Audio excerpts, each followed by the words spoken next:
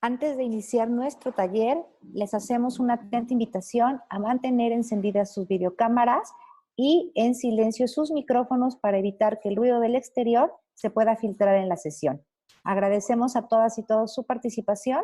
En breve estaremos dando inicio a nuestra actividad.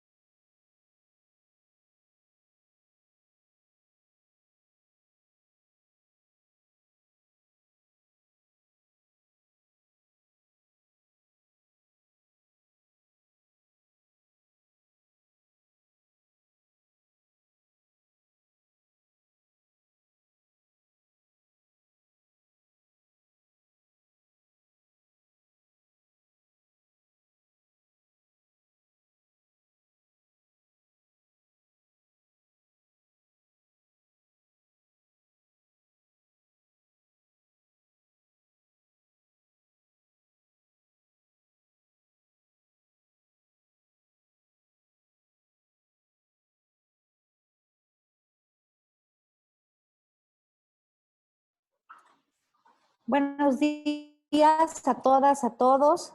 Sean bienvenidos a nuestro taller de análisis de sentencia en el cual se abordará el caso Rosendo Cantú a través de una invitada experta en la materia, la doctora María Elisa García López, investigadora del Instituto de Investigaciones Jurídicas de la Universidad Autónoma de Chiapas. Agradecemos la presencia de todas las personas que ya se encuentran conectadas y que participarán en esta actividad de formación que tiene como finalidad promover las sentencias que la Corte Interamericana ha dictado al Estado mexicano y que sea un espacio de diálogo y de intercambio para construir conocimiento respecto a una materia tan importante como es el estudio de los derechos humanos. Agradecemos también la presencia de nuestro presidente, el licenciado Juan José Cepeda Bermúdez, quien a continuación nos dará un mensaje de bienvenida para continuar posteriormente con la intervención.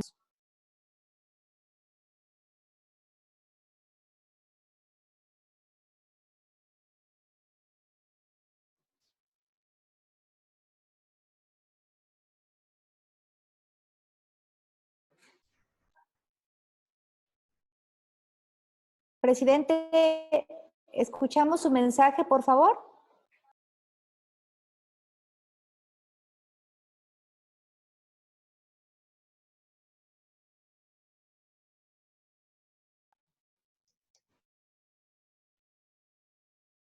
Adelante, por favor.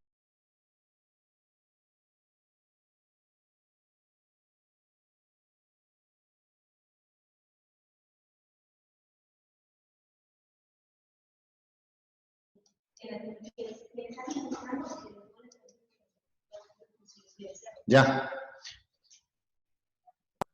Ya le escuchamos, Gracias. presidente. Ya, gracias. Perdón, lo que pasa es que quien tiene ahí el control debía darme acceso. Agradezco mucho que ya lo hicieron. Muy amables. Quiero, bueno, en primer lugar, saludar a la doctora María Elisa García López, investigadora del Instituto de Investigaciones Jurídicas de la UNACH, a quien ya refirió Elenita como una experta en la materia, pero creo que algo que no mencionó Elenita y es muy importante señalar es que la doctora María Elisa es una aliada, es una amiga de la Comisión Estatal de los Derechos Humanos, cosa que valoro muchísimo y agradezco que hoy nos apoye con el análisis de la sentencia Rosendo Cantú y otra contra México, emitida en agosto de 2010 por la Corte Interamericana de Derechos Humanos. Sean todas y todos bienvenidos. Realmente es un gusto volver a estar aquí con ustedes. Agradezco que le den importancia a la invitación que la Comisión Estatal les hace los miércoles de cada 15 días para analizar las sentencias de la Corte Interamericana.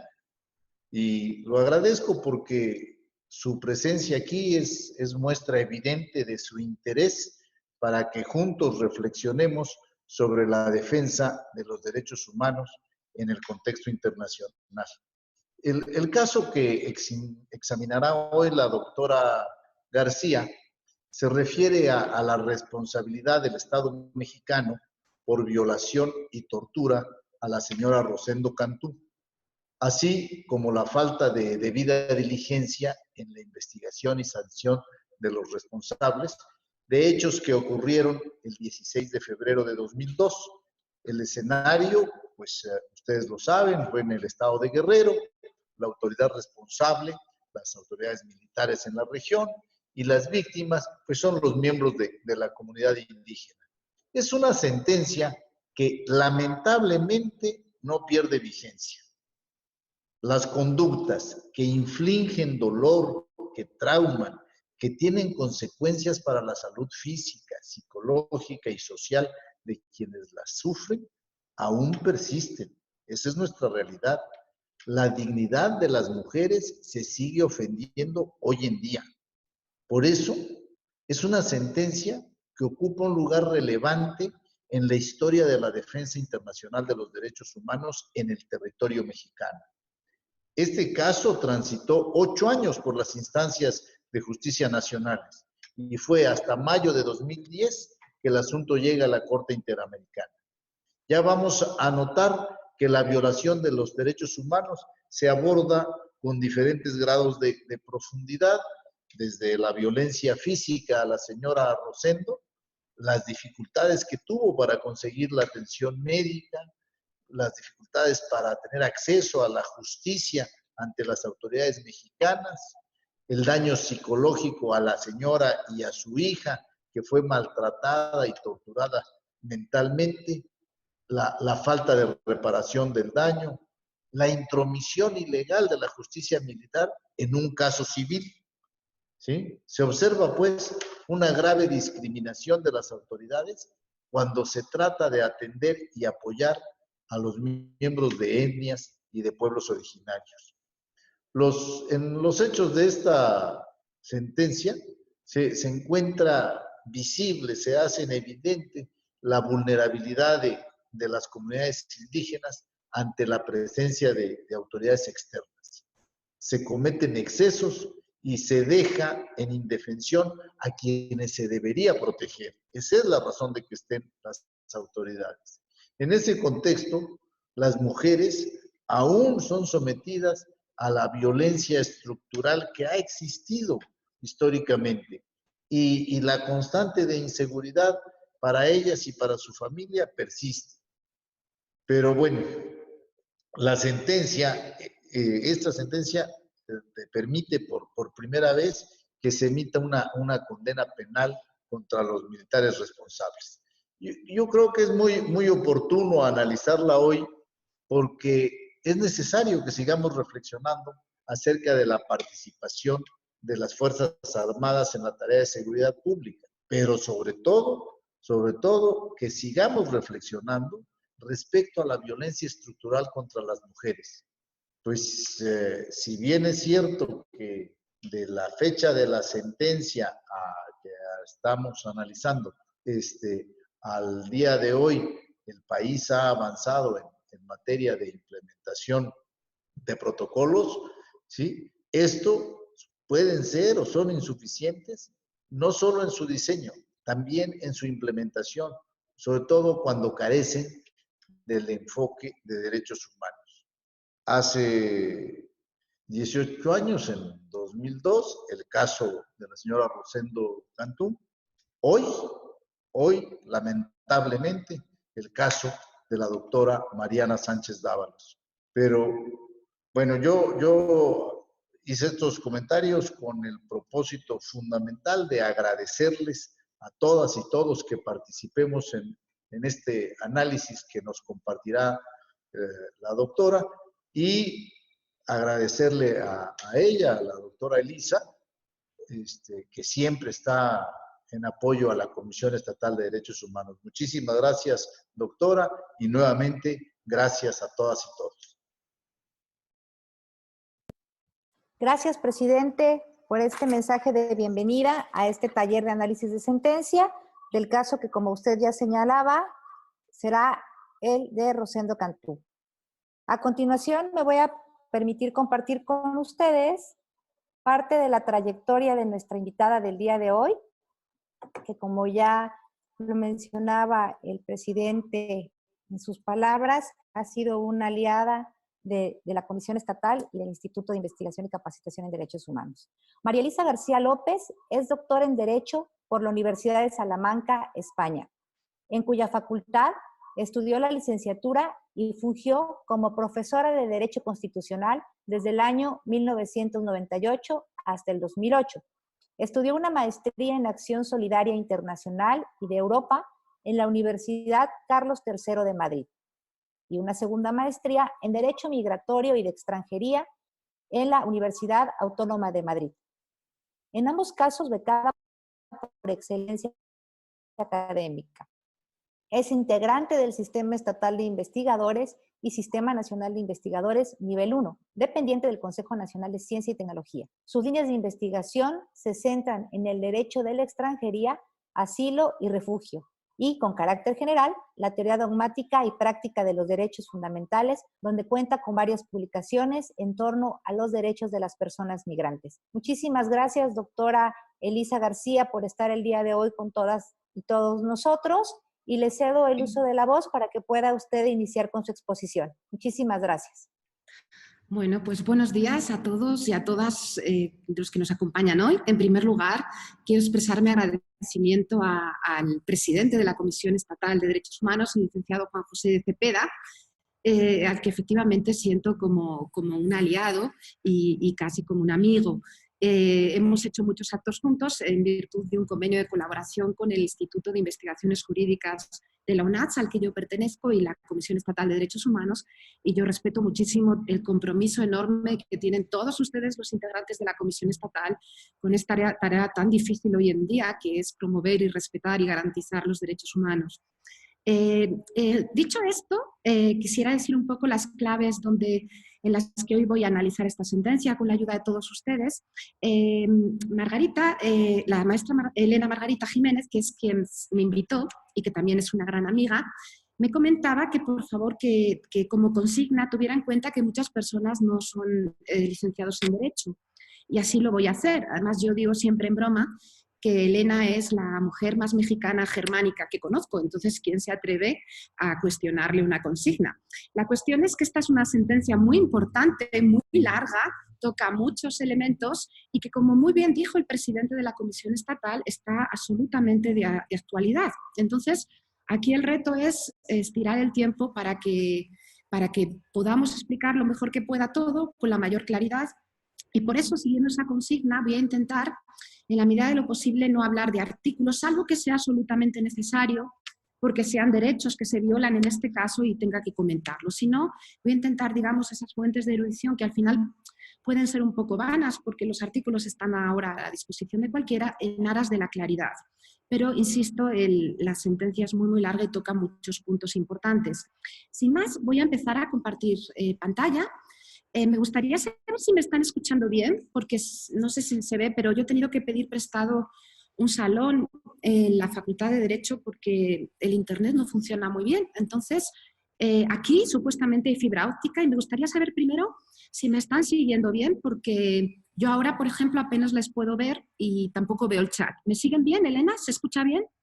Sí, doctora, podemos visualizar su presentación y le escuchamos perfectamente. Cualquier corte, yo le hago saber.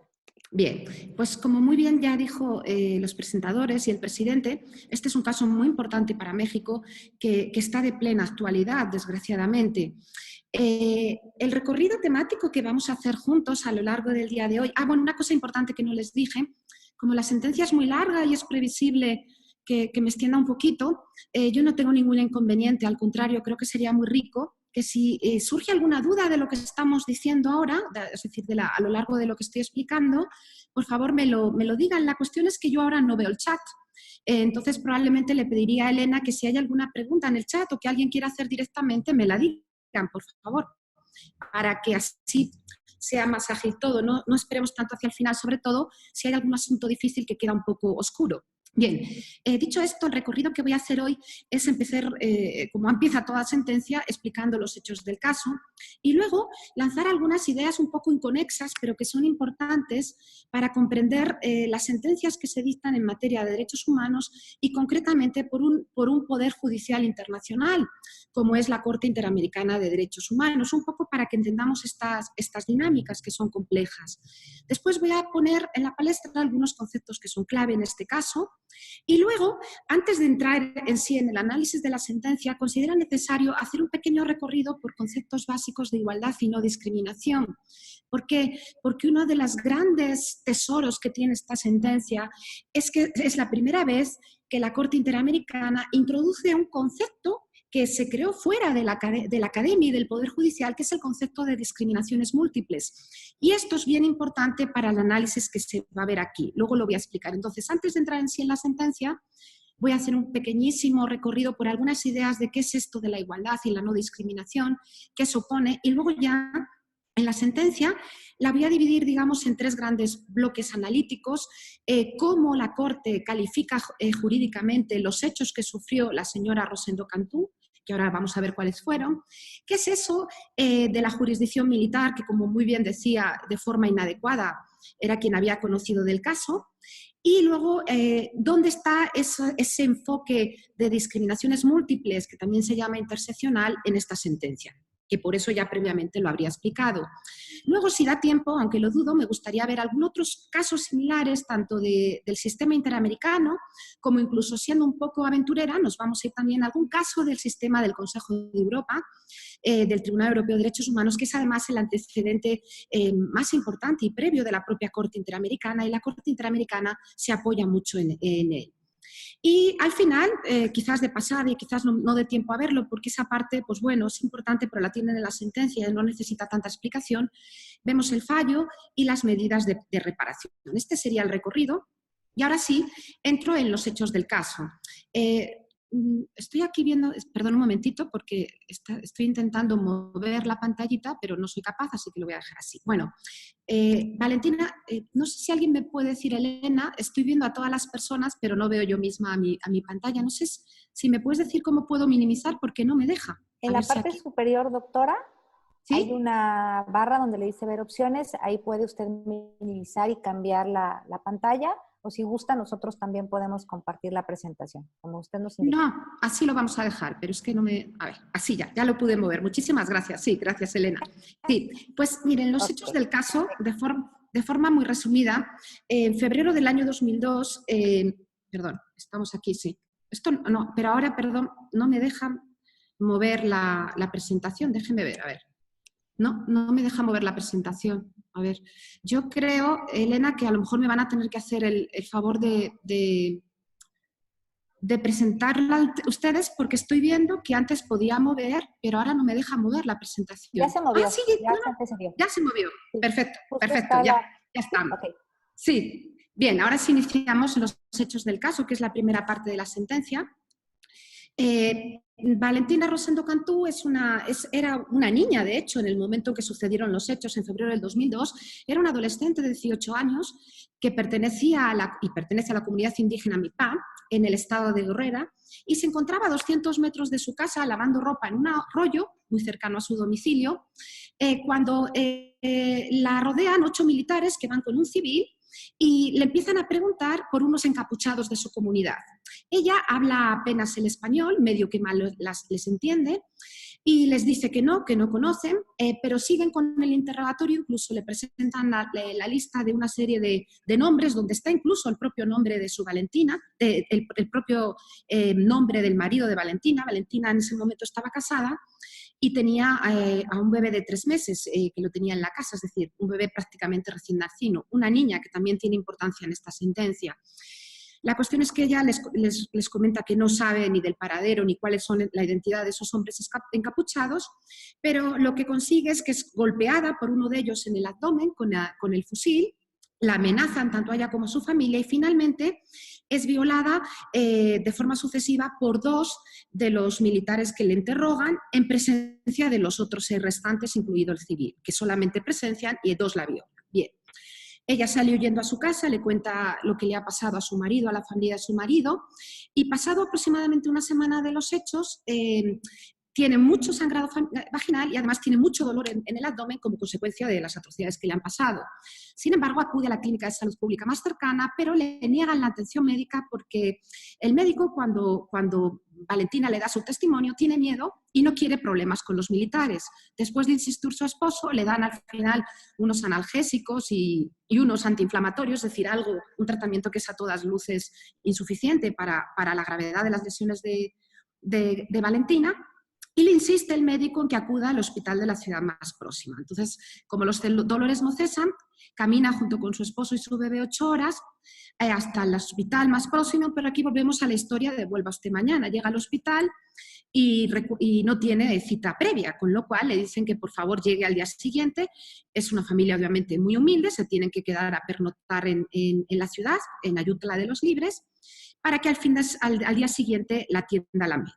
Y esto, pese a que ella es niña y ha informado de sus hechos. Bien, a partir de aquí, al calvario de Valentina empieza un calvario de carácter médico y judicial, donde hay múltiples omisiones, como muy bien decía el presidente de la Comisión Estatal, múltiples omisiones por parte del Estado mexicano. El mismo día de los hechos, su esposo se lo cuenta lo que ha pasado al delegado municipal de la comunidad y en asamblea comunitaria se decide que para proteger a los hombres de la comunidad, dado que los están buscando los militares, para protegerlos, que se refugien en el monte y durante 2 días la comunidad se queda sin hombres.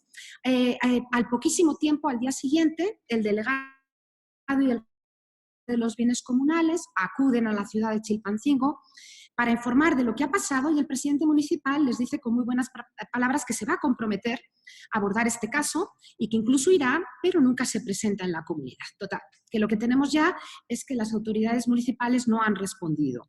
Ante esta omisión de las autoridades, Valentina, su esposo, recurren a la organización independiente de pueblos mixtecos y tlapanecos a la que pertenecían y esta vez sí la organización, con ayuda de abogados, les brinda apoyo y presentan ya una queja ante la Comisión Nacional de los Derechos Humanos y ante la Comisión de Defensa de los Derechos Humanos de Guerrero. Ya hay entonces 2 quejas presentadas. Además, acuden al Ministerio Público del Fuero Común, pero aquí de nuevo es la historia del vuelva usted mañana. Yo no sé si aquí se dice esto del vuelva usted mañana. Este señor, el funcionario que estaba abriendo el expediente, se niega a recibir la denuncia porque les comenta que hay una mesa especial para recibir las denuncias en materia de delitos sexuales y que en ese momento no está el representante. Insisten de nuevo y finalmente se da apertura a la carpeta de investigación previa por el delito de violación, pero el funcionario que abre esa carpeta y que es muy consciente de que Valentina no habla bien el castellano, le toma declaración en castellano, por supuesto, es decir, no hay intérprete en ningún momento, y el que tiene que fungir de intérprete improvisado es su propio esposo. Vale. Una vez que ya han presentado la denuncia, el visitador de la Comisión Estatal de Derechos Humanos exige al Ministerio Público que ya le hagan un examen médico ginecológico a Valentina y que a poder ser sea por una médica del sexo femenino a petición de Valentina. Resulta que aparentemente no hay médicas del sexo femenino y finalmente se le hace un examen ginecológico cuando ha pasado más de un mes de la violación. Y lo que cualquier persona sabe en materia de estos delitos tan graves es que las pruebas son fundamentales y el examen ginecológico tiene que ser lo más rápidamente posible. Claro, lo que pasa en este examen es que no se encuentran pruebas como tal sobre la violación sexual, pero sí de las agresiones físicas que ha recibido Valentina.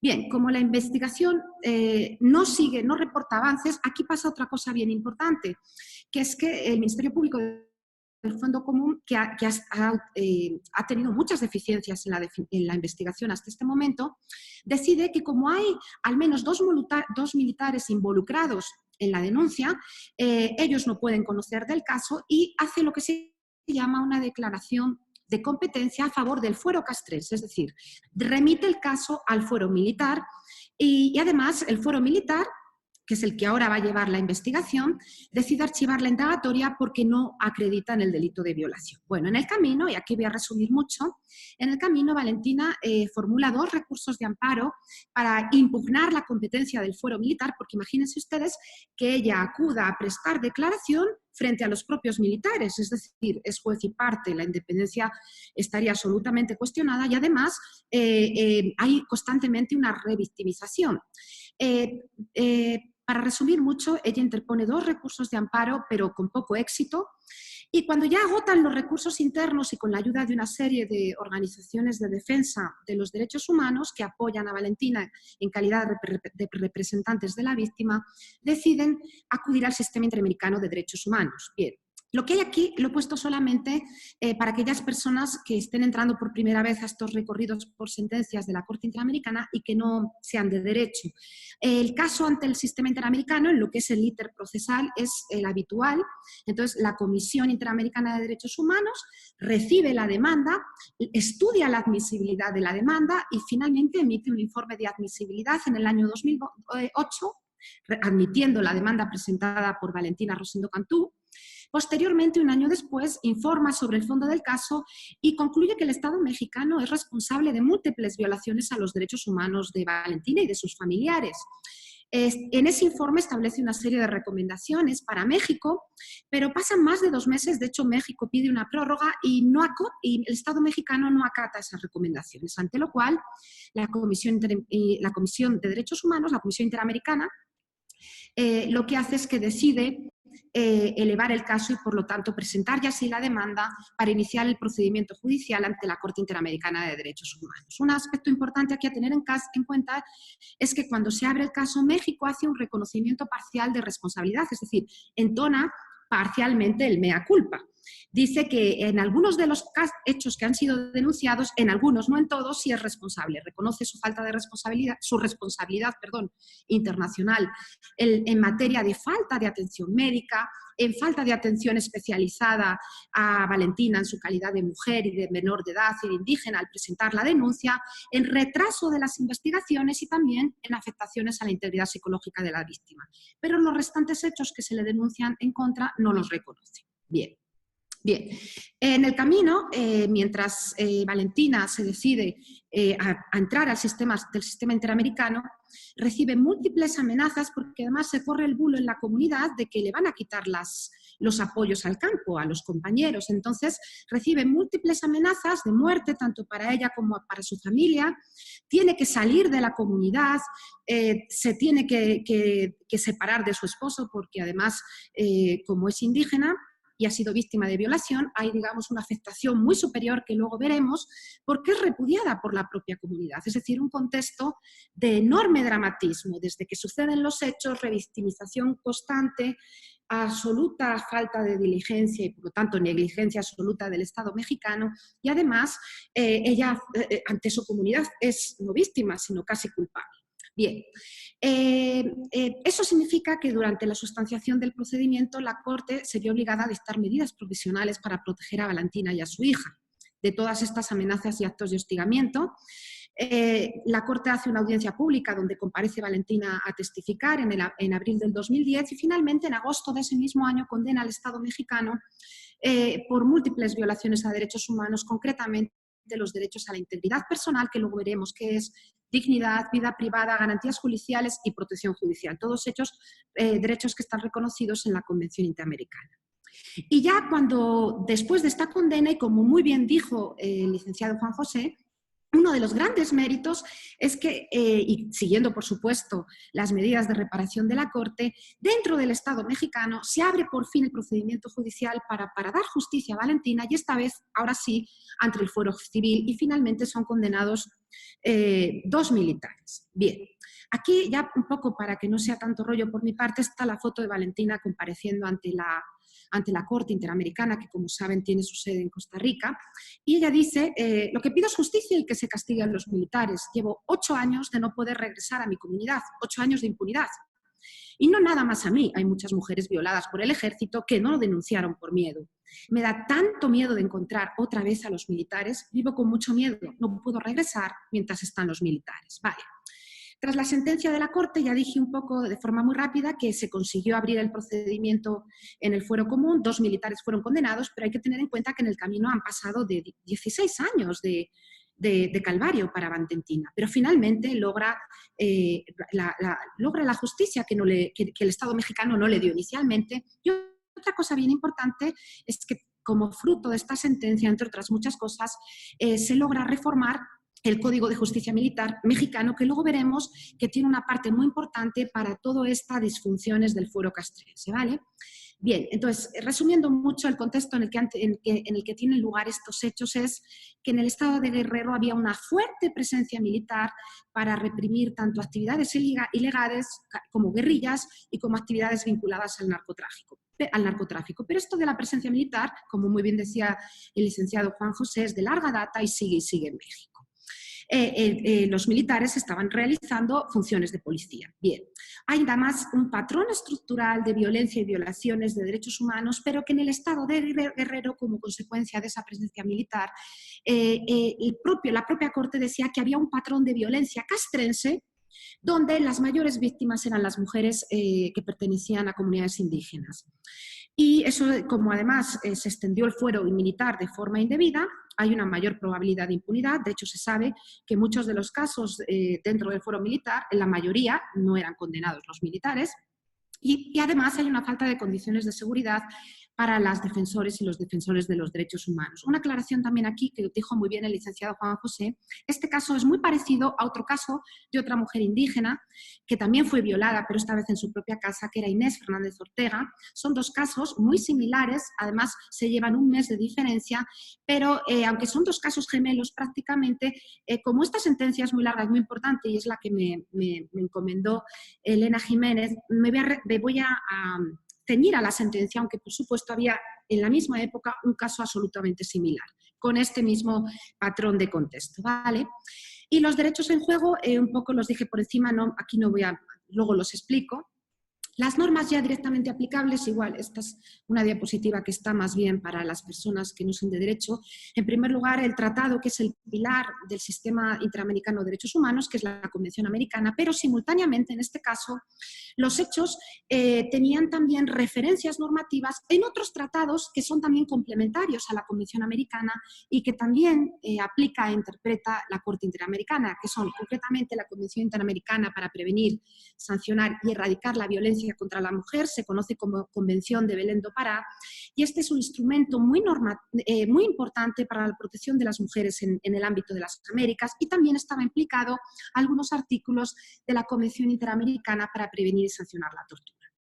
De hecho, esto fue una excusa que utilizó el Estado mexicano para interponer lo que se denomina una excepción preliminar, es decir, para interponer como objeción que la Corte Interamericana no era competente para aplicar y para conocer de estas 2 convenciones americanas que no son la Convención del Pacto de Costa Rica. Y, por supuesto, la Corte Interamericana, bueno, el propio México retira la excepción y la Corte Interamericana se remite a jurisprudencia previa diciendo que no tiene razón, que sí es competente, ¿vale? Bien, y ahora aquí quiero ponerles una imagen que es quizás un poco tonta porque es de connotaciones bíblicas, pero es la que mejor encontré para resumir lo que les quiero decir. Lo que hay aquí es un supuesto de responsabilidad internacional del Estado frente a particulares. Por lo tanto, esto es un David frente a Goliat moderno, donde David no es David, es Davidita, perdón que hable así, es una mujer indígena extremadamente humilde y además era niña. Y esto es bien importante, esta acumulación de factores.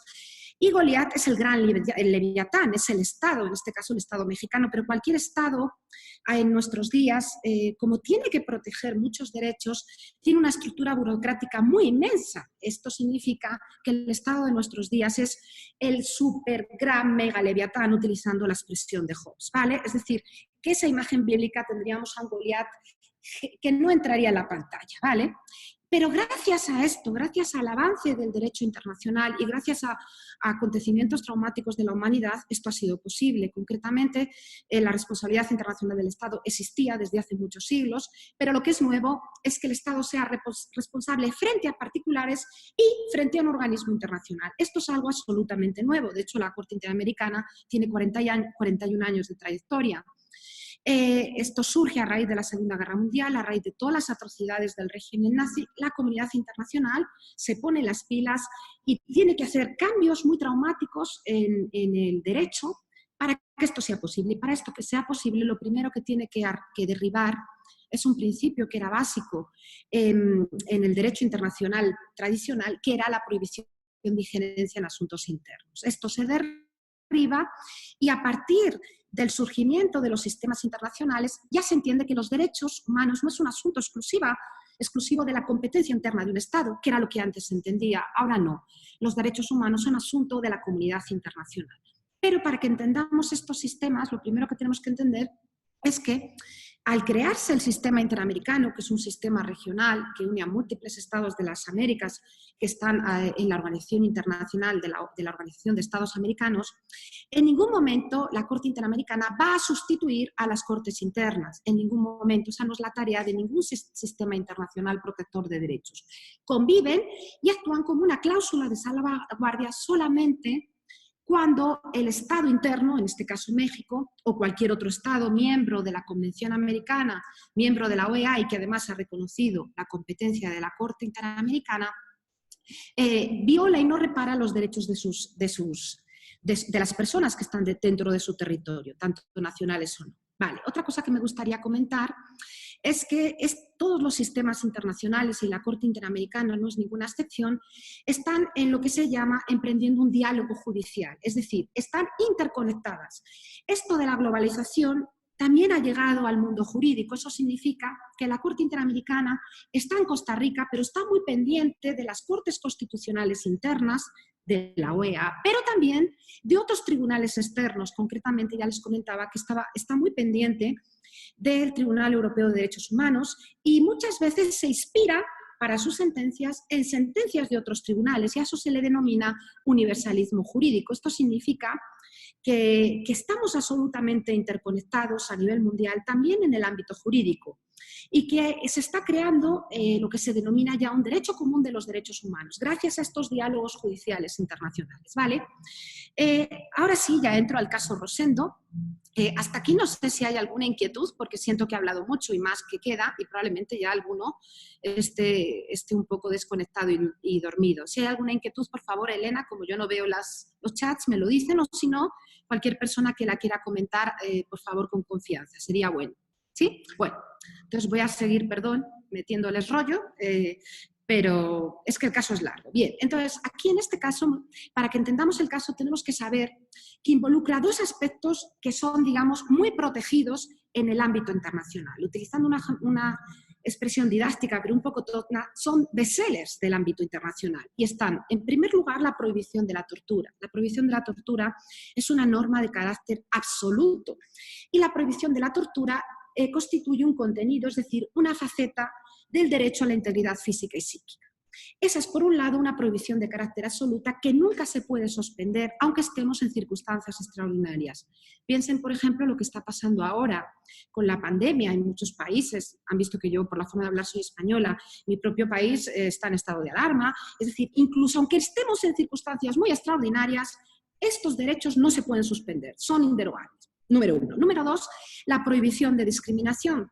Por todo lo que les he contado del caso de Rosenda, Rosenda sufrió múltiples discriminaciones. En sí misma, la violencia contra la mujer es un acto de discriminación.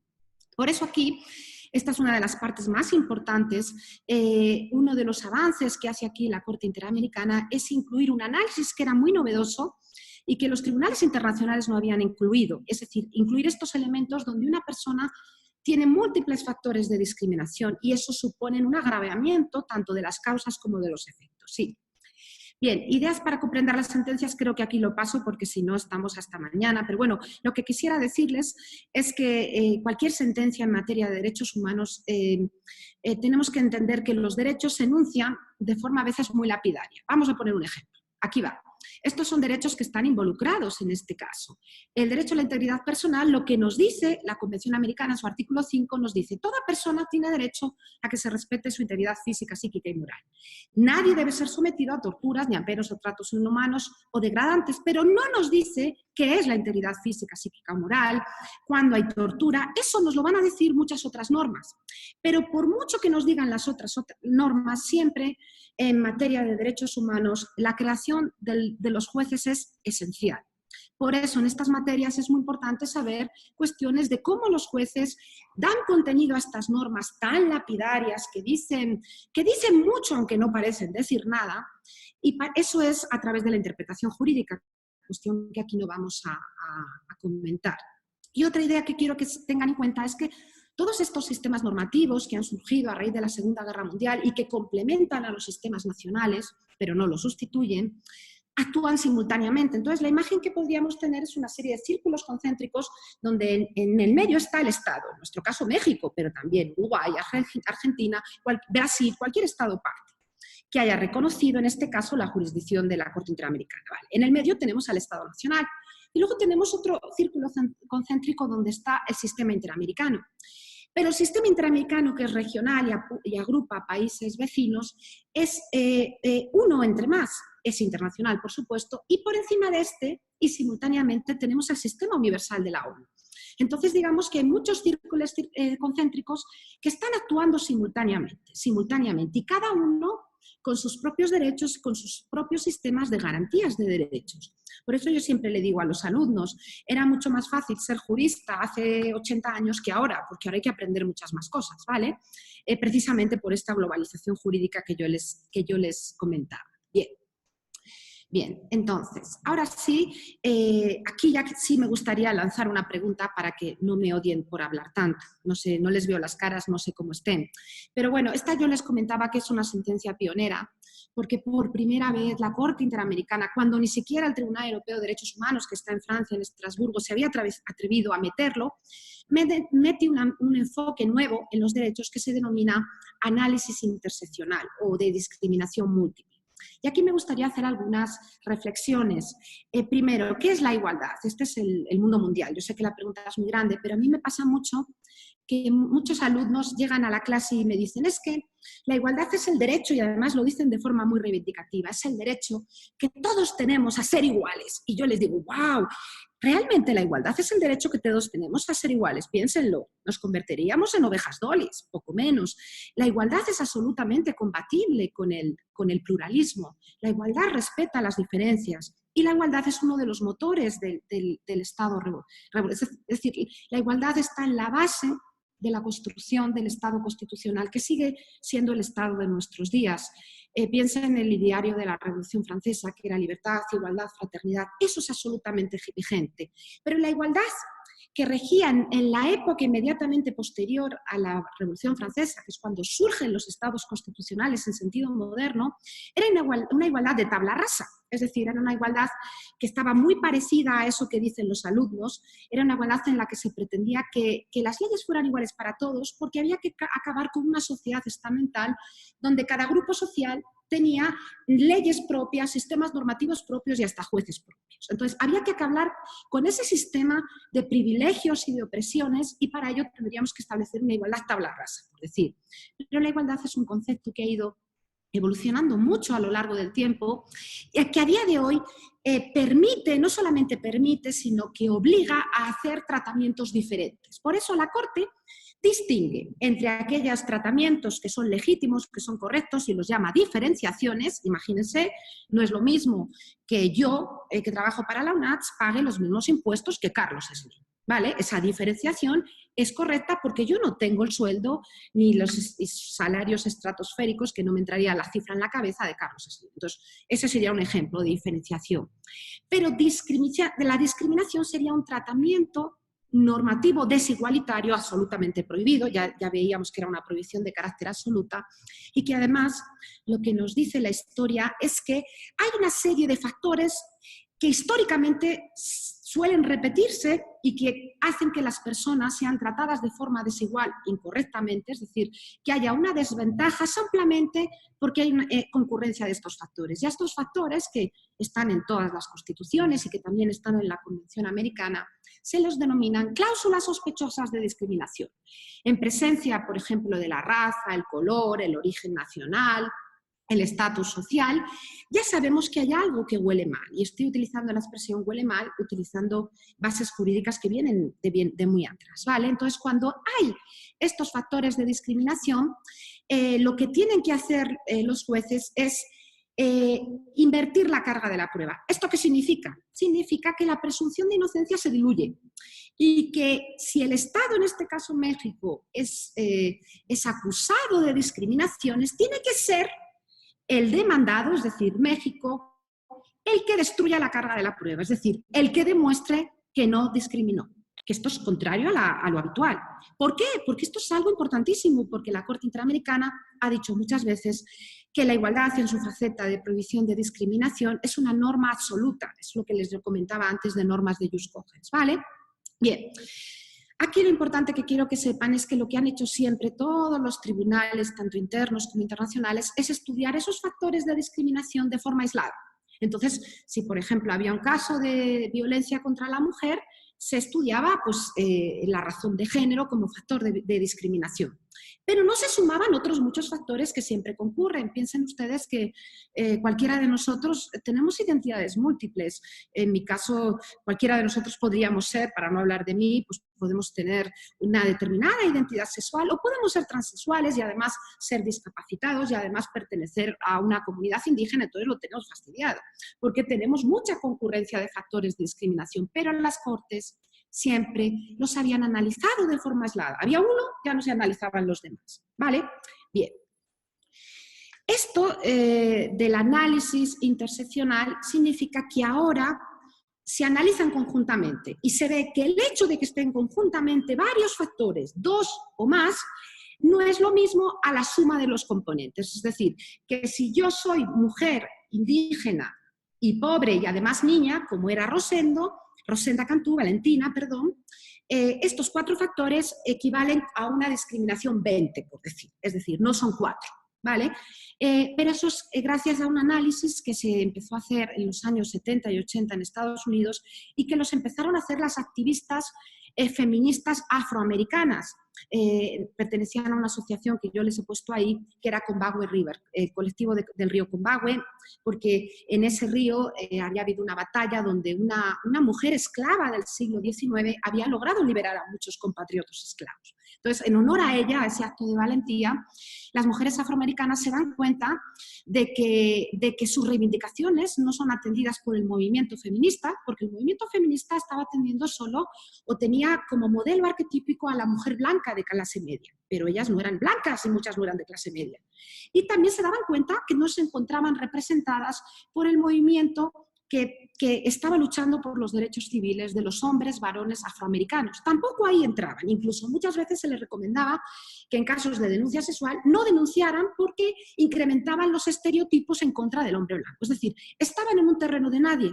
Y por eso empezó una abogada, que es Kimberly Crenshaw, que actualmente es profesora en la Universidad de Los Ángeles, a decir que la mayor parte de las personas vivimos y sufrimos fuentes de opresión o de privilegio conjuntas y combinadas, y que hay que estudiarlas combinadamente, ¿vale? Entonces, para no meterles tanto rollo, siento que estoy hablando mucho y todavía queda, ojalá todavía nadie se me haya dormido, no les puedo ver, lo que les intento decir es que esta sentencia es absolutamente paradigmática y pionera porque la Corte Interamericana introduce esta forma de analizar. Es decir, para ver el caso y para analizar los hechos que concurren en Valentina, lo que hace es tener en cuenta que hay estos factores, pero lo hace de forma muy tímida porque todavía nadie lo había hecho, ¿vale? Y por eso yo les he metido un poquito esta explicación para que luego, cuando veamos la sentencia, veamos que lo está haciendo. Pero nunca ningún tribunal nos va a decir, oiga, yo estoy haciendo este enfoque que se llama enfoque interseccional. Eso suena muy petardo, pero lo está haciendo. Los tribunales lo hacen sin decir que lo hacen. Por eso nosotros, cuando leemos la sentencia, tenemos que pillar estos elementos y decir, fíjate, este es un tribunal con una enorme sensibilidad social capaz de hacer esto, ¿vale? Cuando ninguno lo había hecho, el Tribunal Europeo de Derechos Humanos todavía no lo había metido. Al poco tiempo ya metió este enfoque. Ven la globalización jurídica, ¿vale? Bien, no sé si hasta aquí, porque he ido un poquito rápido, hay alguna pregunta, porque hay muchas ideas, Elena.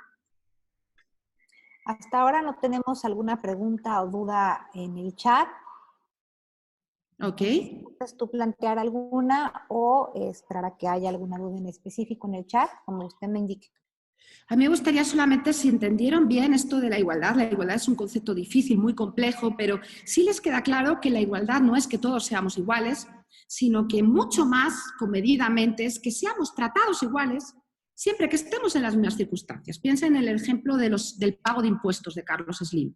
Sería absolutamente injusto que Carlos Slim no pagara impuestos y que cualquiera de nosotros tuviéramos que estar pagándole al SAT unas cifras astronómicas. Sí, sí se entiende, ¿verdad? Por lo tanto, vamos a ser tratados iguales siempre que estemos en la misma circunstancia. Y si yo soy un colega de Carlos Slim con su mismo patrimonio, obviamente tengo que ser tratado igual que ese. ¿Se entendió, verdad? Sí, y se entendió también lo que era la discriminación. Esto es bien importante, es un tratamiento diferente, desigual, pero arbitrario. ¿Por qué? Porque no hay ninguna justificación que explique por qué a esa persona la estamos tratando de forma diferente que a otros. ¿Sí? Se entendió, ¿verdad? Y normalmente las explicaciones son precisamente todos los estereotipos y prejuicios que están condensados en esos factores o cláusulas sospechosas de discriminación. La raza, la religión, el sexo, la orientación sexual. ¿Sí? Hasta ahí quedó claro, ¿verdad? ¿Ninguna inquietud? Bueno. Ninguna, doctora. Bueno, ahora sí entramos al análisis de la sentencia. Estoy un poquito pasada de tiempo. Y bien, vamos a ir por tres, digamos, apartados. Lo primero que vamos a ver es lo primero que hizo la Corte. La Corte lo que hace es darse cuenta que Valentina había sido, obviamente, objeto de 2 violaciones sexuales. Aunque faltaban elementos de prueba de lo que constaba en el expediente, para la Corte es suficiente y queda probado que hay violación sexual. Incluso la Corte dice, yo no soy un tribunal penal. Para mí los medios de prueba van a ser más laxos, más lights, por así decir, que para un tribunal nacional. Pero de lo que consta en el expediente y del propio tribunal de la propia confesión de Valentina, para mí como Corte Interamericana queda absolutamente probado que ha sido víctima de violación sexual.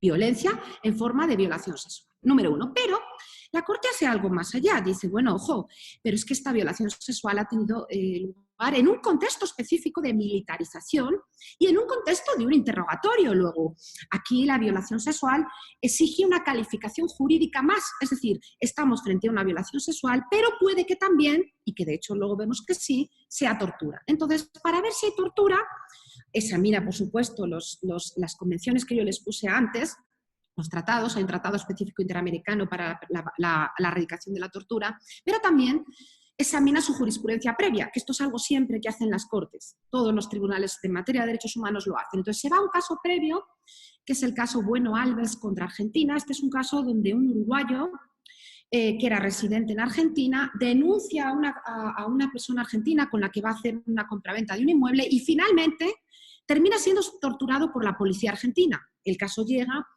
a la Corte Interamericana y ahí la Corte Interamericana definió que era tortura y estableció que para que un acto donde había la extracción de una información, como aquí, fuera un maltrato que fuera considerado tortura, tenía que cumplir 3 requisitos. Tenía que ser intencional, causar un sufrimiento muy severo, tanto físico como mental, y además tenía que tener una finalidad, ¿vale? Entonces, lo que hace aquí, aquí vemos la definición de tortura en la Convención Interamericana que yo les comenté. Lo que hace entonces la Corte Interamericana es ir a esta jurisprudencia previa, volver a recordar que la prohibición de la tortura es absoluta, yo ya se lo había dicho, y que es inderogable. Y entonces lo que hace es ver si esos 3 requisitos que había establecido en ese caso previo contra Argentina se cumplen en este caso de Rosenda. Y va uno por uno. Dice, ¿lo que le pasó a Rosenda es un maltrato deliberado y por lo tanto intencional? Claro que sí. Primer requisito cumplido. Segundo requisito, ¿es un sufrimiento severo? Y ahí nos dice, en cualquier violación sexual, hay un sufrimiento horrible de la víctima porque es humillada y además es una experiencia traumática. Pero la Corte aquí ya empieza a meter el enfoque interseccional sin decírnoslo, ojo, lo hace en su razonamiento. Al leerlo, si sabemos, lo vemos. Empieza a decir, bueno, pero para ver la intensidad del sufrimiento de Valentina tenemos que ver sus circunstancias. Y aquí vienen sus circunstancias. Es una mujer indígena. No es solamente una niña y una mujer, sino que es indígena. El sufrimiento horrible de cualquier violación sexual hay que verle que en este caso ha sido estigmatizada por su comunidad, ha tenido que abandonar su comunidad y vivir en el desarraigo en una ciudad. Su hija ha tenido un montón de problemas, incluidos psicológicos, cambios de colegio, sin adaptación, sentimientos de inseguridad, y además su esposo la abandona porque está siendo estigmatizada y cuestionada. Entonces, en este caso, la severidad del sufrimiento es, digamos, muy superior por el contexto y por los factores de discriminación que concurren en la víctima. Ven aquí, ¿verdad? Esto cualquier persona con sensibilidad lo haríamos, pero aquí lo están haciendo muy bien fundamentado jurídicamente. Y luego lo que dicen es que también este acto tiene una finalidad, que en este caso no solamente es intimidar y humillar y controlar a la víctima, sino además es que la están castigando porque no dio la información, ¿vale? Entonces, la Corte, clarísimamente utilizando su jurisprudencia previa y aplicándola a este caso, considera que estamos ante una violación sexual que además es una tortura y además es una violación a la integridad personal. Estamos ya, por lo tanto, calificando de forma agravada la violación sexual, ¿sí? Y tengan en cuenta que era una norma de prohibición absoluta. Es algo especialmente grave y que el Estado lo violó y que ni siquiera lo calificó cuando el procedimiento estaba dentro de México, ¿vale? Bien, también la Corte dice que los familiares de las víctimas pueden ser víctimas. Esta es una doctrina muy asentada en el ámbito de la Corte Interamericana y de otras muchas cortes. En este caso tiene en cuenta que la niña, la hija de Valentina, que era muy chiquitita, sufrió un montón de padecimientos adicionales como consecuencia de lo que le había pasado a su madre. Y por lo tanto, Valentina es la víctima directa, pero también la niña es víctima indirecta en esta sentencia, ¿vale? Eso es bien importante. Bien, y ahora ya la Corte empieza a ver qué otros derechos han sido violados. Y dice, bueno, vamos a examinar la posible violación del derecho a la honra y la dignidad. La honra y la dignidad es tal y como se formula el derecho en el artículo 11 de la Convención Americana.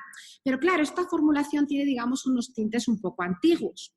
Y lo que han hecho muchos tribunales, también los tribunales europeos y también la Corte Interamericana, es darle un contenido actualizado. Entonces, lo que dice aquí la Corte es que dentro de la protección de la honra y de la dignidad se incluye la vida privada.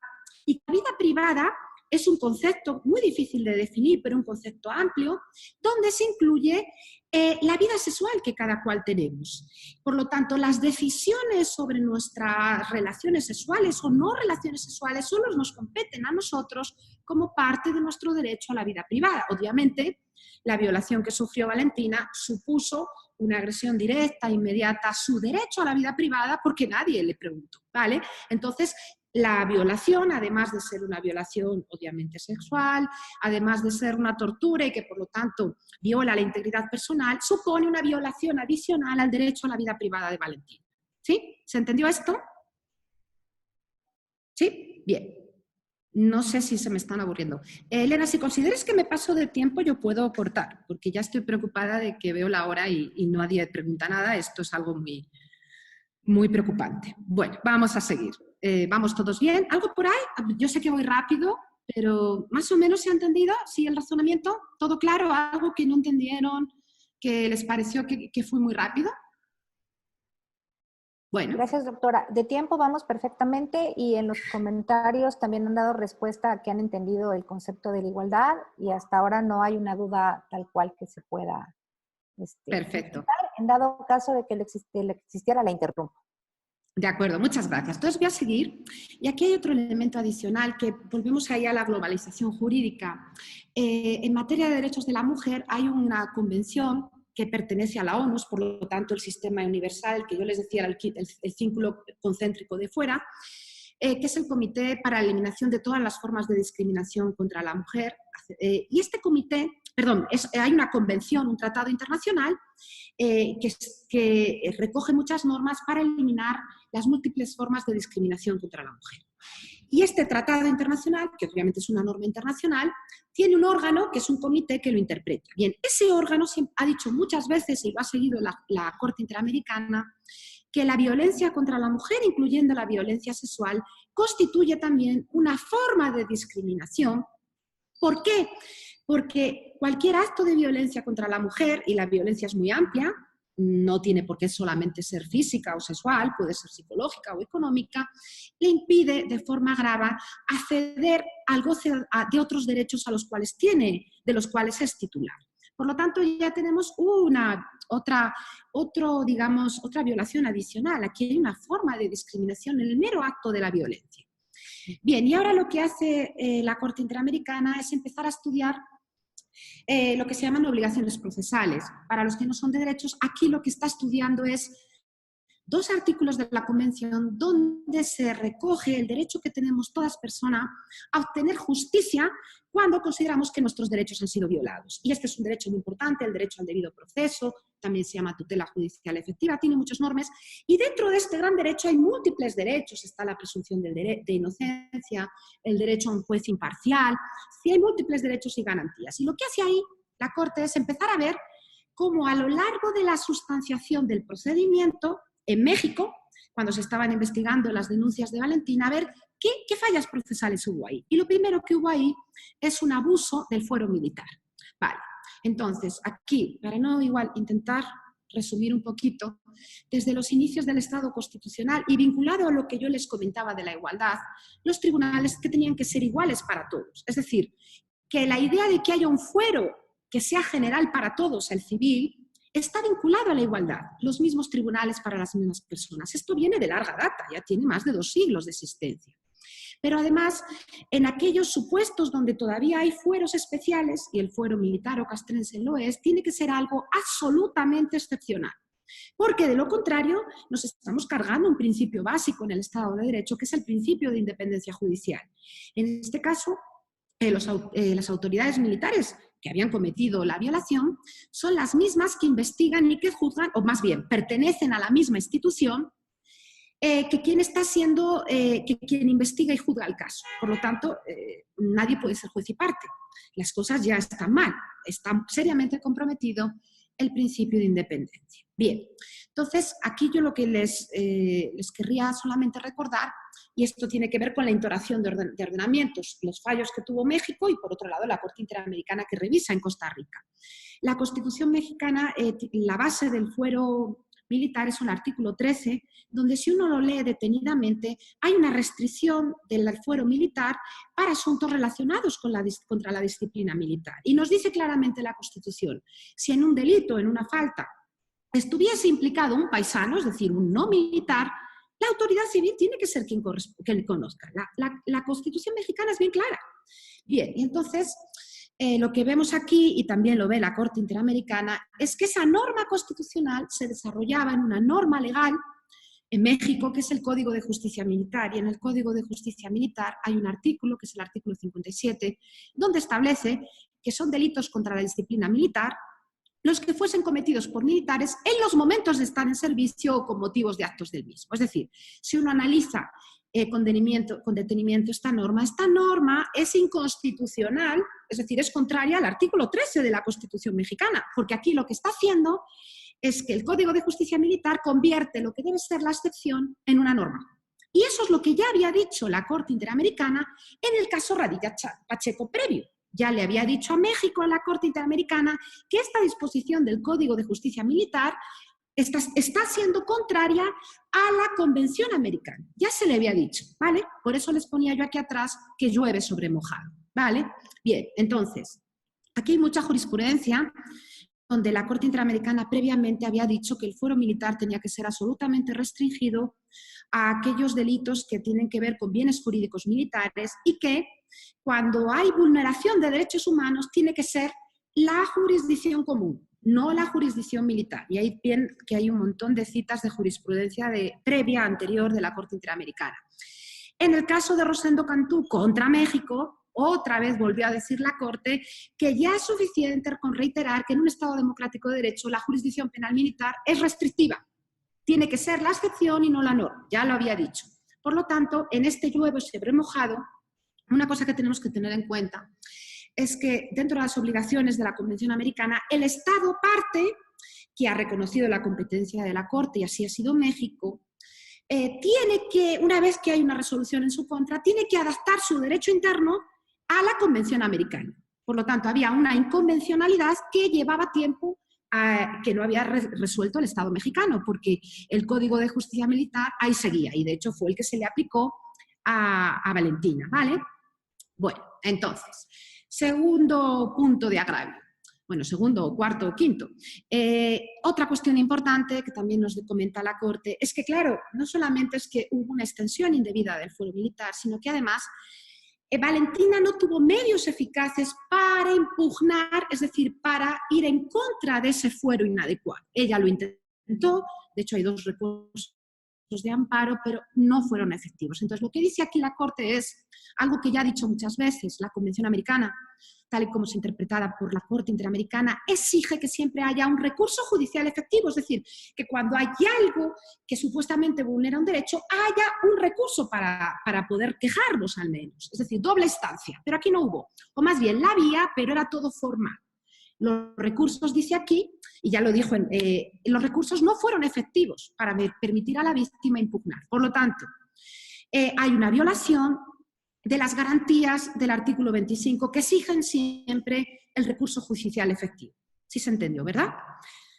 Bien, vamos a seguir. Entonces la Corte sigue estudiando todas las faltas de la debida diligencia que hubo cuando México abrió la denuncia y empezó a investigar la violación de Valentina Rosendo Cantú.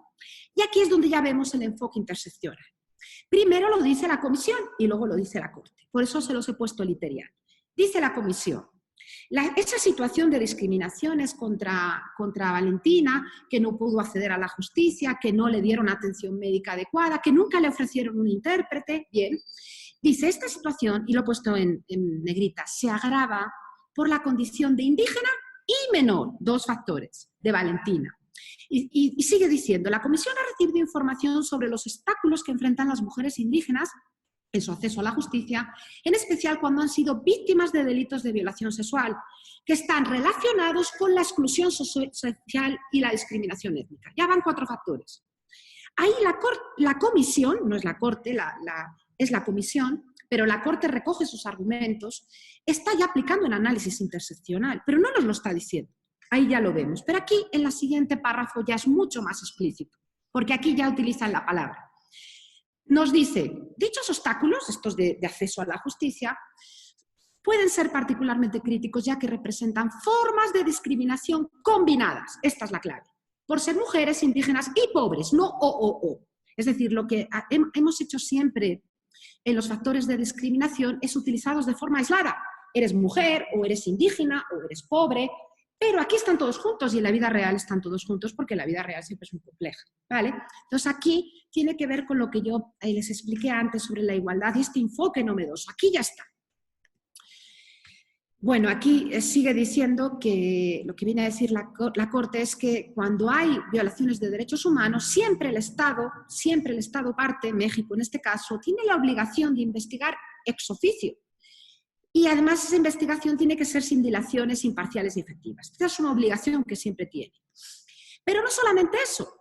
Como en este caso estamos hablando de casos de un supuesto que involucra la violencia contra la mujer y además en su forma más extrema de violencia sexual, hay que tener en cuenta la Convención Belén do Pará, donde nos de nuevo nos dice estas convenciones que la obligación de investigar y sancionar es reforzada. Es decir, que si México en cualquier supuesto que haya violaciones de derechos está obligado a investigar de oficio, es mucho más reforzado, mucho más fuerte su obligación cuando involucra casos de violencia contra la mujer. Y dice el artículo 9 de Belén do Pará, que ahí se lo he puesto abajo, que para adoptar medidas de protección, los Estados partes tendrán especialmente en cuenta la situación de vulnerabilidad a la violencia que puede sufrir la mujer en razón, entre otras, de su raza, de su condición étnica, de migrante, refugiado o desplazada. Es decir, en este artículo ya tenemos ahí un subyacente de forma implícita, aunque no explícita, los restos de este enfoque interseccional, ¿vale?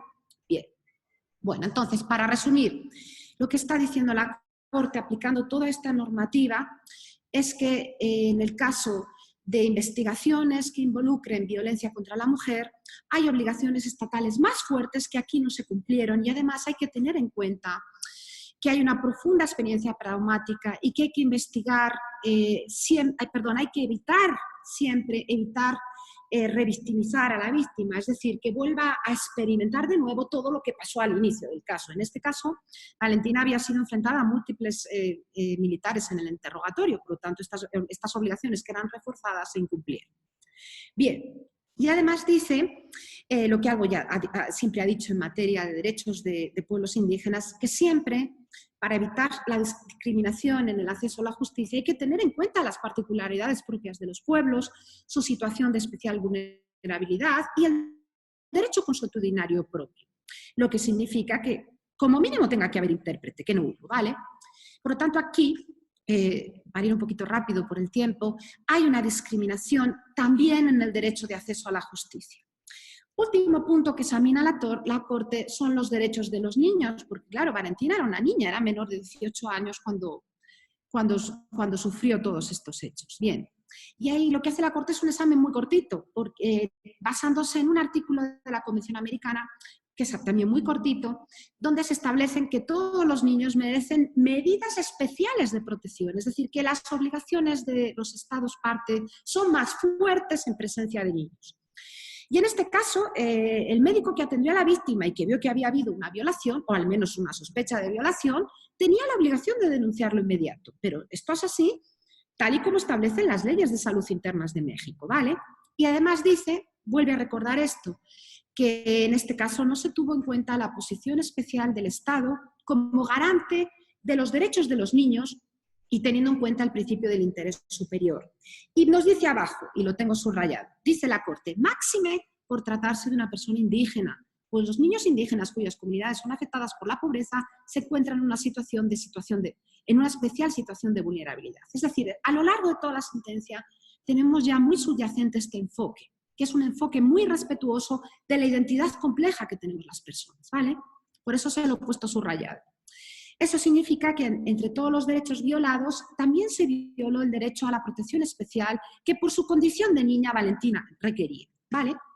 Bien, puntos resolutivos, ya estoy llegando al final de la sentencia, pues aquí, recopilando un poco todas las violaciones a los derechos humanos por parte de México, la Corte declara a México responsable por la violación de los derechos a la integridad personal, ya vimos lo de la tortura, dignidad y vida privada, ya vimos lo de la vida sexual, y entre otros, y además el incumplimiento del deber establecido en el artículo 7 de la Convención Interamericana para prevenir, sancionar y erradicar la violencia contra la mujer. Recuerden lo que les decía, la violencia contra la mujer es una forma de discriminación. También es responsable de la violación del derecho a la integridad de la hija de Valentina, y además ha violado los derechos a las garantías judiciales y a la protección judicial en ese conjunto de procedimiento tan espantoso donde hay un montón de negligencias, ¿vale? E incumple la obligación de garantizar sin discriminación el derecho de acceso a la justicia, que es lo que hemos visto al final. También es responsable por la violación de los derechos del niño. Bien, aquí hay medidas de reparación. Aquí solamente voy a decir unas cuantas, así como muy importante dentro de la sentencia hay medidas de reparación, siempre las hay, y esta es una parte donde la Corte Interamericana ha hecho enormes avances, mucho más que cualquier otro tribunal internacional. Vale. Aunque en esta sentencia, digamos, sigue la línea.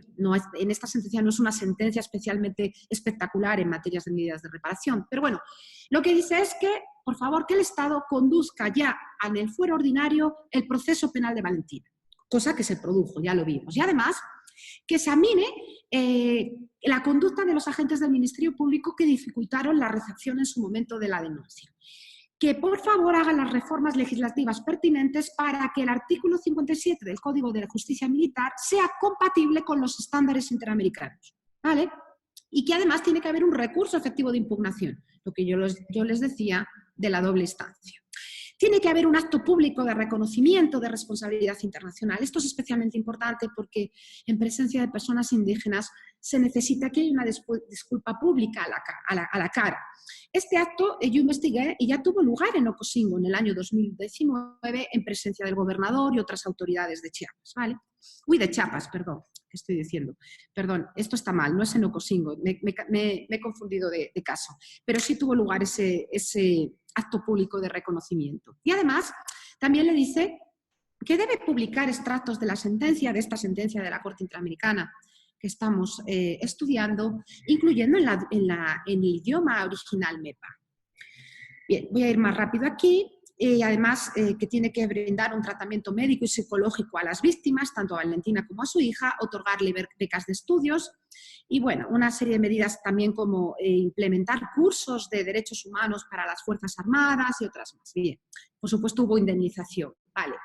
Yo creo que me voy a quedar aquí porque la presentación es demasiado larga. Iba a analizar otros casos similares donde el tribunal hace este enfoque. Si me dan un minuto lo hago ya. Bien, en el año 2015 este enfoque ya estaba más asentado.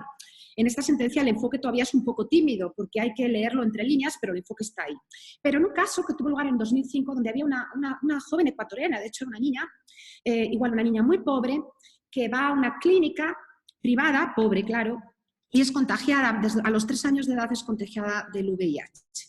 A raíz de ese contagio su vida es un infierno porque tanto ella como toda su familia sufren múltiples discriminaciones, tanto para acceder a la educación como acceder a la salud y además, lo que les decía, también los miembros de su familia. Y lo que dice aquí la Corte es: la discriminación que vivió Thalía no fue solo ocasionada por múltiples factores que confluyeron en forma interseccional. Aquí ya mete la palabra. Múltiples factores de vulnerabilidad y riesgo de discriminación asociados a su condición de niña, un factor, mujer, 2, persona en situación de pobreza, 3, persona con VIH, 4, sino que derivó en una forma específica de discriminación que resulta de la intersección de estos factores, es decir, lo que yo les decía antes. Cuando hay tantos factores de vulnerabilidad y discriminación que concurren en una persona y en un caso de violación de derechos humanos, la violación resultante, la discriminación resultante es exponencial. No es 1 más 1 más 1, 4 factores. Es 20, 30, 40, lo que sea.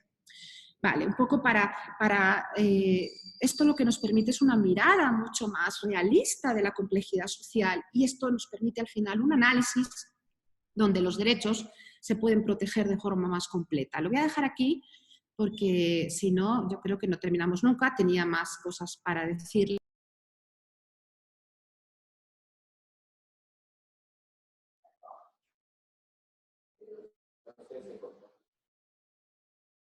Un momento, vamos a tratar de recuperar la conexión de la doctora Elisa. Un segundito, por favor.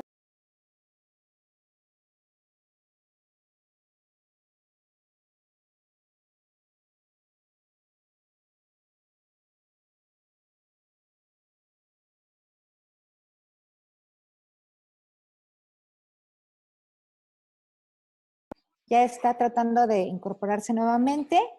Ahorita, en unos segundos más, ya estará con nosotros nuevamente la doctora, por favor.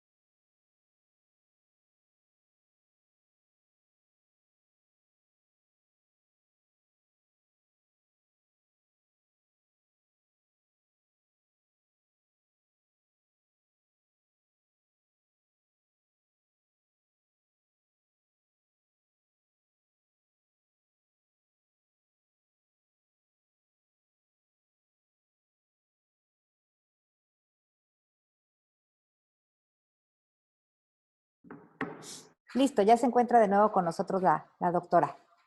Perdón, al final Internet hizo de las suyas, una enorme disculpa. Lo bueno es que me lo hizo al final, así que bueno. Ahora sí, sí estoy abierta a todas sus preguntas, todas sus inquietudes. Me encantaría escucharlas. Muchas gracias, doctora. A continuación, vamos a darle el uso de la palabra al licenciado Juan José, presidente de la Comisión Estatal. Por favor, presidente, adelante.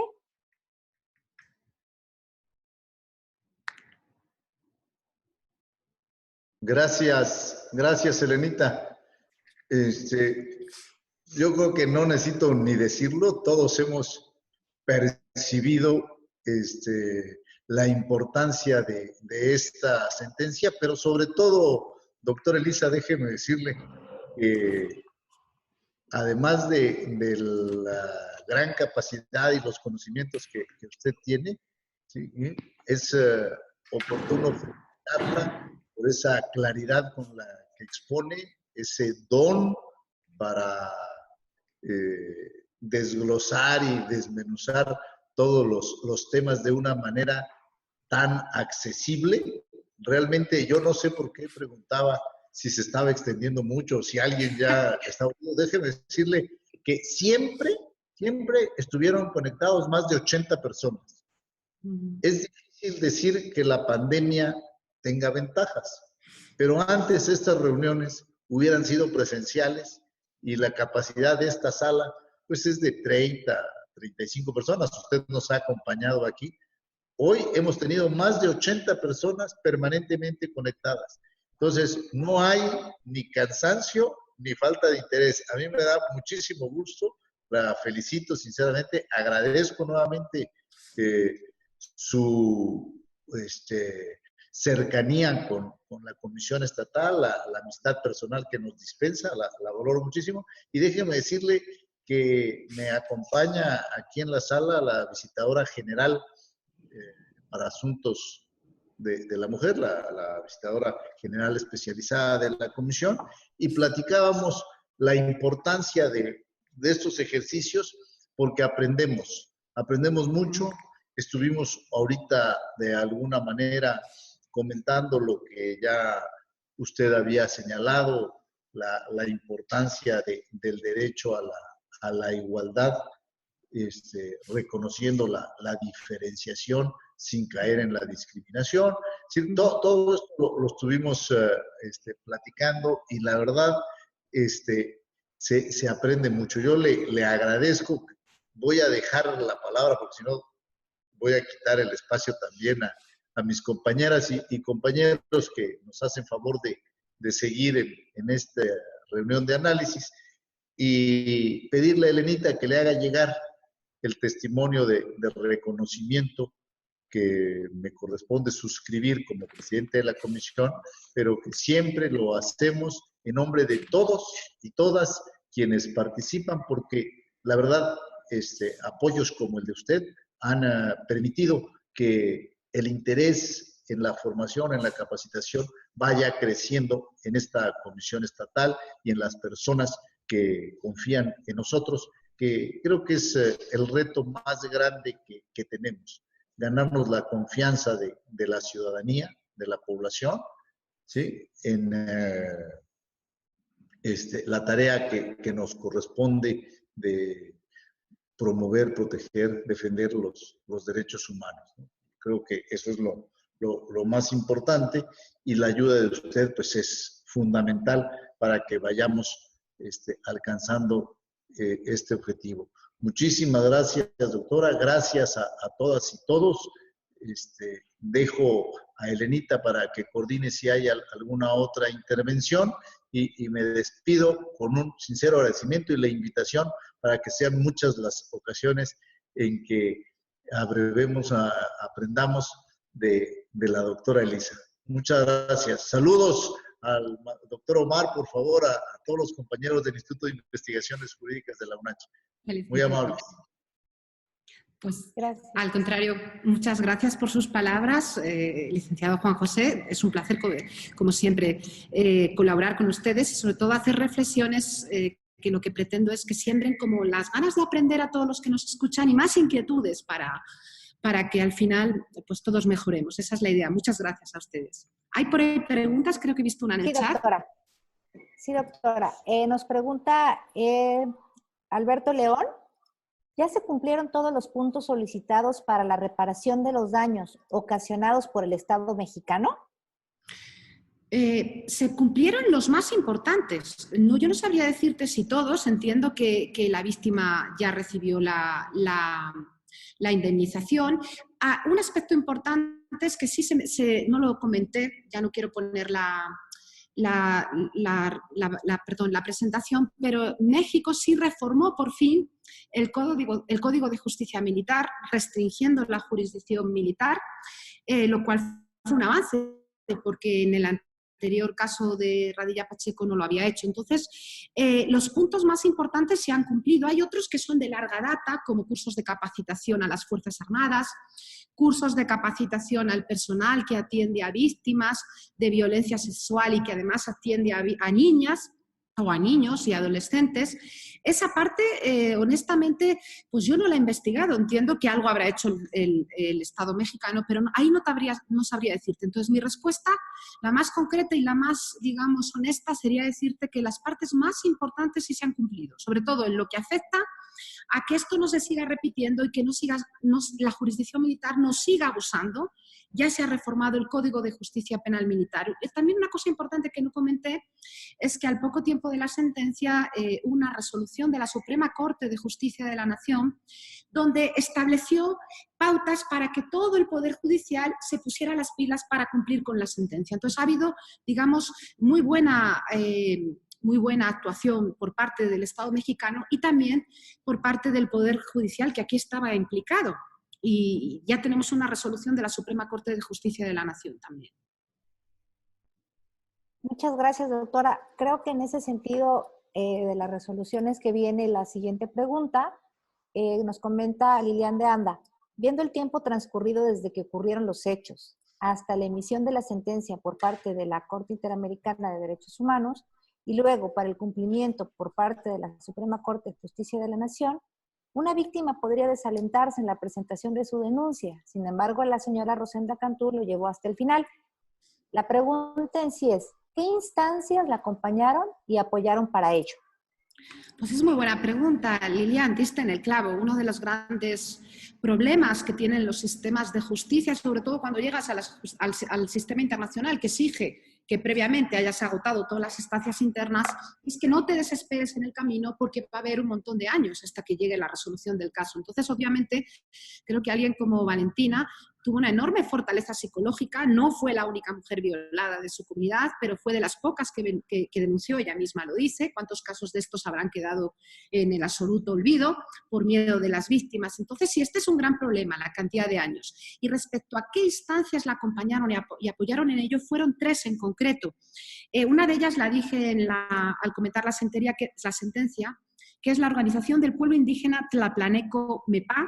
Es así, desde el principio les acompañó y en el camino se unieron dos, una muy prestigiosa que es el Centro de Derechos Humanos, el Centro por la Justicia y el Derecho Internacional del CEGI, les acompañaron hasta el final, y también el Centro de Derechos Humanos de la Montaña Tlachinoyan, yo lo pronuncio mal. Esas tres instituciones, esas tres organizaciones dieron acompañamiento jurídico durante todo este tortuoso proceso, que fueron 16 años, a Valentina. Pero lo que hay que reconocer es que cualquier víctima, en este caso, y más con sus condiciones tan agravadas, pues ha sido una mujer muy valiente y sobre todo con una enorme fortaleza psicológica. ¿Cuántas otras en el camino, con tantas amenazas, con tantos problemas, hubieran tirado la toalla? Ese es un gran problema, el que tú mencionas, Lilian. Sí.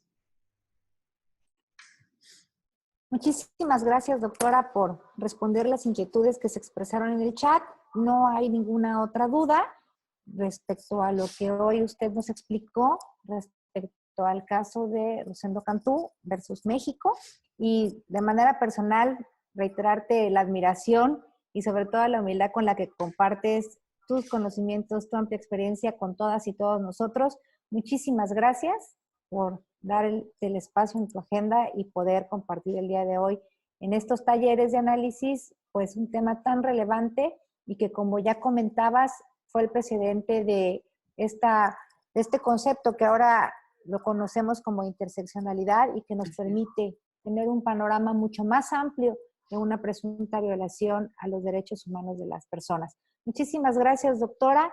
Invitaría a todas y a todos quienes se encuentran en la sala, si pueden activar su cámara, por favor, para quienes les sea posible, y nos tomemos una foto en compañía de nuestra invitada, la doctora María Elisa García López, investigadora del Instituto de Investigaciones Jurídicas de la UNACH.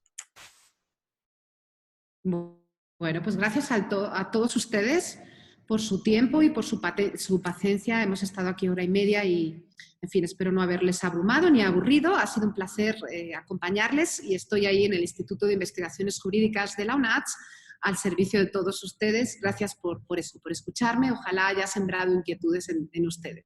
Gracias.